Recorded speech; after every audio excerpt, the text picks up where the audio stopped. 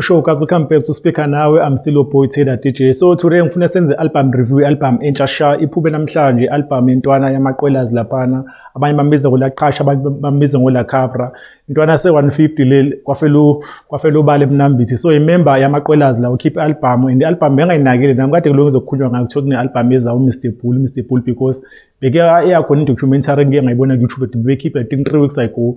So utetelile lapha laqhasha ngilalelile album, and I think inswempu quality yakhona, even nama features I think album yakhe izoyenza into enkulu ngempela. So ngithi speaker now no why asibile senze review ngalo suku ededelwe ngayo because namhlanje ulehlanu mhla 27 February. So udedelile kumfana ikhona feature lapha nokuyona eqatshelwe abantu abaningi ihamba nesincado lapha iphethe uNSTC, ibe khona futhi enye feature lapha iphethe uAris naye enye futhi ingoma naye enzima kakhulu. Zikhona nezinye ingoma aphethe intwana zakhe ke lezi akakhahlela ngazo lapha ke lo-fi beno Blue Papi wonke nje amaqwelazi lapha. So I think eyikhuphuke kakhulu yansizwe lana bengayilindele ukuthi ikhiphe album ebalance kanje kusaqala unyaka lapha. So I think nje kulonyaka umunye umuntu ekumele sithi njo lapha ke nesibheka amehlokena because hayi ngeke I think uza kabi. So nje ngizotombola nje ingoma ezimbalwa nami ezingihlaka umxhole kule album. Ngizoqala ngaleno neSTC because wena ngithande kakhulu ingoma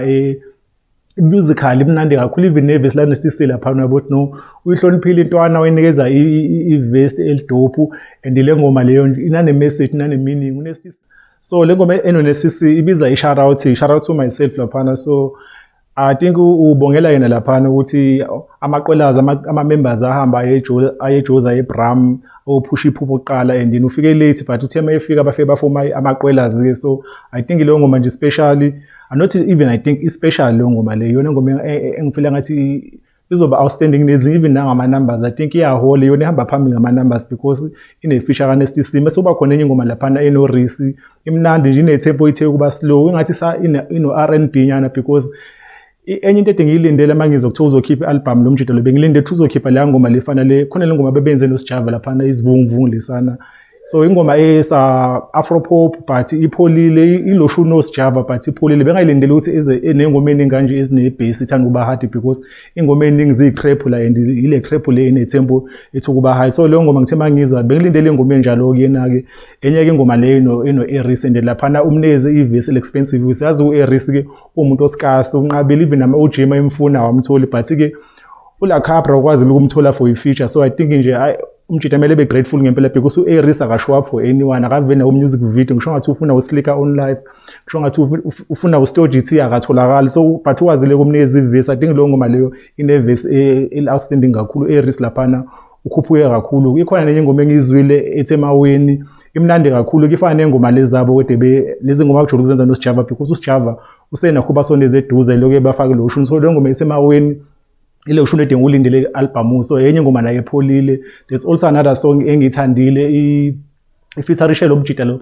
I think baphuma emnambithi bobo ulo fire. I think bawomkhaya because documentary le yakhe emesha story sabo yena umuntu efike eqala eBramfontein. So belumi update ukuthi no eBramfontein kwenza kanjena senza ukuthi shama show laba. So I think yona ke le ibrother yakhe because leyo ngoma le ibiza nge-twin brother lapha. So benza ingoma ezu2 zihlukene kumaphatha u2 yenye ke nje i-feature ethanda uba interesting ke leyo. So bazama ukuveza style sabo sihlukene kangakanani. I think benolo-fi banalo bond nje connection. So I think wona ama founding members amaqwelazi lawo. So leyo ngoma leyo outstanding ke nayo. So enye ingoma engithandile, there's also another song engizule nomnqobi yazo lapha othi ngilifundele ligama uMashwabede lapha. So leyo ngoma leyo I think amajita amaningi ke lapha semathandweni azorelate kuyona lapha because ukhuluma ngomuntu wakhe lapha but angathi umuntu osamlahlekela lapha. So nje ngingabona ama comment abantu abaningi ba-comment abantu asebalahlekelwa, abanye bakhala ngomakhumala, abanye bakhala ngomajula. So I think leyo ngoma nje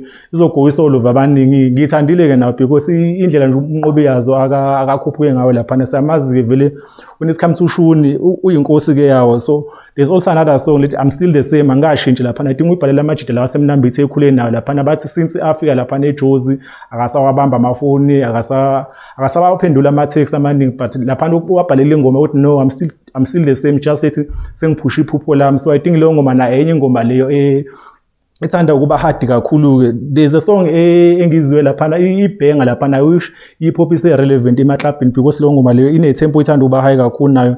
ngithe mangizwa ngathi I wish hip hop isekuleya level but hip hop yawo amapiano ayigqiba kudala ke so ingoma ibizwa ngeBallon d'Or lapha abazokhumbula abalandela ibhola ke Ballon d'Or uthi inike lapha so umjida nje lapha akusuke evuma yena lo ngoma le ine tempo ehigh imnandi kakhulu. Ikhona enye ingoma eyodwa nje engikhohlwa kulezi edinga ibhalile because angifuni ukukhuluma ngazo zonke ingoma ngoba ziningi but ikhona ene music video ithini igama lapha but ngeke ngayibona music video yakhona bike yaphuma I think iphuma 3 months ago so ilo ngoma ke leyo nayo isa people phunyana ke leyo kona but yona ezokutshela lapha story samaqwelazi ne story sakhe lo mjida lo igama lengoma isala kanjena leyo ngoma ngeke ngambona even le video yakho la e-break down khona because yona biphume early before album so enye ingoma leyo emnandi kakhulu ikhona enye ingoma ethi 5 AM in Swaziland nayo hip hop nayo ile trap ngalendlela so I think nje album yona ayine ilendile I think thina lezo speaker nawo singe rate maybe sinikezela ku 9 top 10 inengoma ezu 14 mhlawumbe kube bezila ku 20 bengayinikeza u10 top 10 but iproduction yakhona I wish uba bambhalile mhlawumbe lapha kuma credits ubani umuntu oproduce album because engomeni bengibona ama comment abantu balo bebuzile ubani uproducer le ngoma but ama credits awavelike lapha kuvela yena so nje I think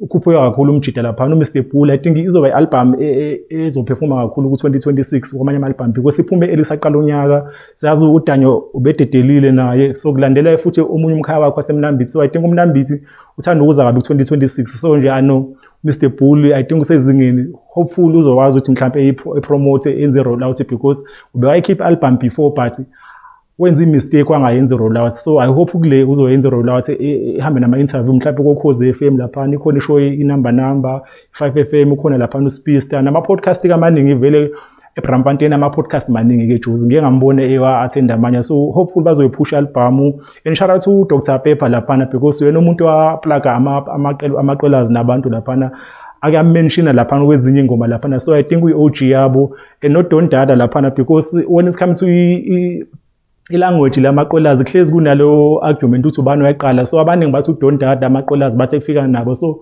ngeke ngabona interview A1 yamaqwelazi bavuma bathi no ilingo bayifikile khona vele egoli so ayiqala wangayibona so I think uDon Dada ke lapho ke ama credit wathola ke nje so siva lapha ividiyo Speaker Now anyway sekhona ku Twitter @Speaker Now esikhona ku TikTok ku Instagram ku Twitch everywhere Speaker Now we out.